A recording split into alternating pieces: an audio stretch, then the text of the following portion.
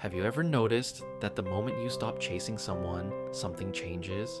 The second you stop sending the extra message, the second you stop checking if they viewed your story, the second you stop finding excuses to stay connected, the energy shifts. Not because you're playing games, not because you're trying to make them jealous, but because you finally stop forcing what was never meant to be forced. Most people think moving on means blocking someone, deleting photos, or making a dramatic exit. It doesn't. Sometimes moving on is much quieter than that. It's simply choosing not to give your attention to someone who no longer deserves it. You stop reaching, you stop chasing, you stop looking for signs, and that's when your power returns. See, people often believe closure comes from one last conversation, one last explanation, one last apology, one last chance, but real closure comes from within. It comes from deciding that your peace matters more than their validation. When you stop feeding a connection, it slowly loses its hold on you.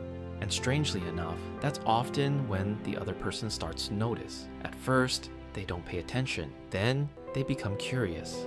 Then, they start wondering why the person who was always there is suddenly nowhere to be found.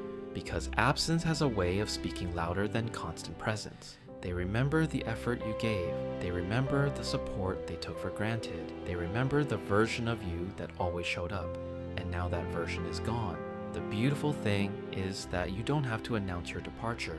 You don't have to prove a point. You don't have to make them understand. Your silence will explain everything that words never could. But here's where many people get it wrong. Detachment is not anger. Detachment is not bitterness.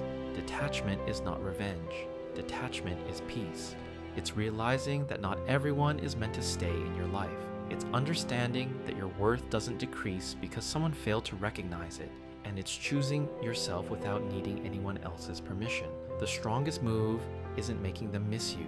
The strongest move is becoming so focused on your own growth that whether they miss you or not no longer matters. Work on yourself. Build your future. Protect your energy. Create a life that feels good without needing someone's approval. Because nothing is more powerful than a person who finds happiness after everyone expected them to stay broken. So don't beg, don't chase, don't force yourself into places where you're no longer valued. Walk away with dignity, move forward with peace. Let life reveal your value. And if one day they finally realize what they lost, that's their lesson to learn. By then, you'll be too busy becoming the person you were always meant to be.